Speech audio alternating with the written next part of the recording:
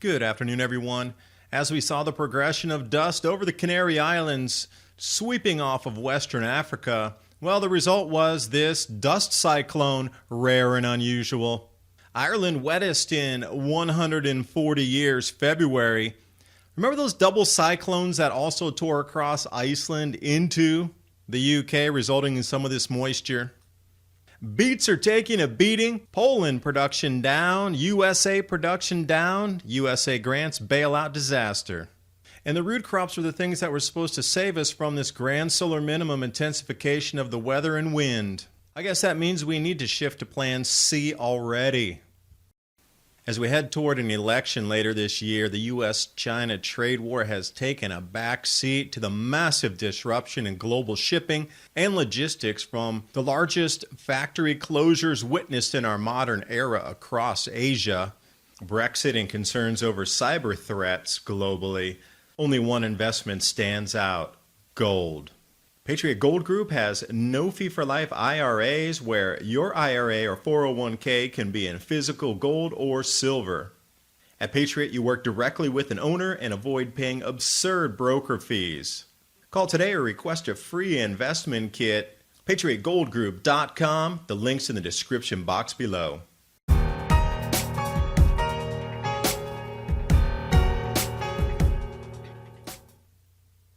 And mesmerizing dust storms. Canary Islands, West Africa, Calima. News reports the most powerful in decades of a storm. But it also turns out to be one of the most powerful dust cyclones in almost a century as well. The large sandstorm. You can see the thick haze blowing off of West Africa. Now this does happen every year. But the density this year was something unprecedented. Usually these types of dust will reach all the way over to the United States, but this is literally some of the highest concentrations of dust per cubic centimeter that they've ever seen, especially coming off of West Africa. And as it rolled through the 22nd, 23rd, 24th, it kept growing and growing over the Canary Islands and eventually started swirling back on itself, becoming a dust cyclone. Never heard of this term before. There's some satellite imagery to add some depth and breadth to this. And there certainly is a lot of rare and record-breaking phenomena happening in our atmosphere last year and this year. Well, that's predicted in the Grand Solar Minimum intensification. But you can take a look at the dust column mass density.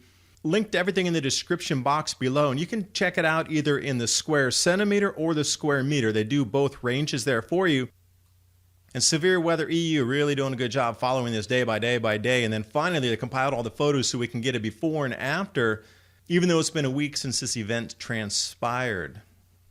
Shout out to Severe Weather EU for the compilation here. And the eerie brown does cover the beaches. Airports were closed during this time.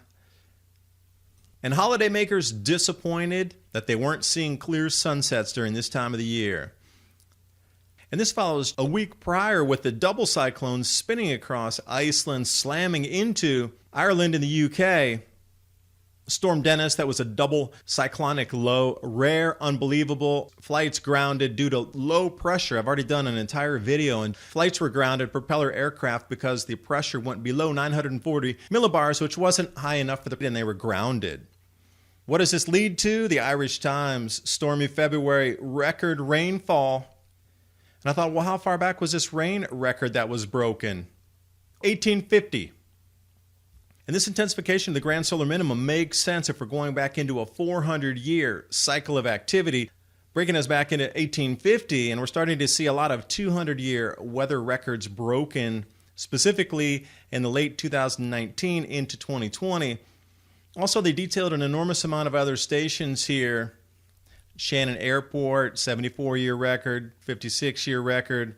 And then they start to get into the century records here in Shannon, in Claremorris, Donegal. And the list is quite extensive on the amount of rain. And it's not just limited to the UK or Ireland. How about the unprecedented Mississippi flooding? Now, this is going to delay the American planting season. And I talked with somebody this morning in the UK that said, also, Central England not planting way too wet. Their planting season's delayed as well. So it's almost like a No Plant 19 2.0 again across all the continents, as we see Australia, lowest harvest ever recorded, which I've also done a video on. But the thing was, with this Grand Solar Minimum, a possible transition to root crops, just as we saw with the Irish doing with the potatoes prior to the disease that swept through monocropping and the whole farm fake famine that went on there. And I don't mean the famine didn't occur. I mean, the greedy traders sold the food and left the people starve. But again, these root crops, beets, potatoes, tuber crops, this was going to be the thing that we could possibly transition to as wheat and other types of above ground terrestrial crops were getting wiped out by the wind, the cold, unusual grow conditions for planting and harvesting. But quickly, this seems to be, well, we need to shift to Plan C. United States Department of Agriculture grants beet growers $285 million for crop losses. Beets, the sugar beet. And then I found another entry here, different continent, North America, United States, Poland over in the EU, dropping production 5.8%. So it does seem that there's significant changes across the Northern Hemisphere continents, at least these last 6 months, very noticeable from Asia to the United States over to EU. UK, Ireland, more rains, more cyclonic spinning. Africa, you see with the dust storm, something is definitely transitioning here. And if we can start to understand what it is and really have a conversation that it might not be CO2, might be another causation, that we should start to think about how to move traditional crops to new grow zones, start bringing agriculture indoor, and also switch crops that might be more conducive for a new grow zone that's actually an established grow zone in the continents that we already know. But that apparently is not happening, and we are running into this brick wall at 1,000 miles an hour. I do thank you for watching. How prepared are you for emergencies? And we see across the United States panic buying throughout the stores and jumping from continent to continent. And human behavior is very similar. Even if you're an informed person and know what's happening, there's a lot out there that are just following media. Are you ready for the complete sellout in a store? Are you ready to be in your home for a while? My Patriot Supply is one of the only long-term food storage companies left with supply. And also, I have been told by the CEO that the 2-day delivery, they might not be able to guarantee that because the orders are 5x in terms of what their normal volume is. They're still trying to process everything, but bear with them as they will get your orders out. There might be a slight delay in shipping. They still have the 2-week grab-and-go food crate and the 4-week food supply. Links in the description box below. I wish you the best of luck in your preparations. Thanks for watching, and I will see you next video.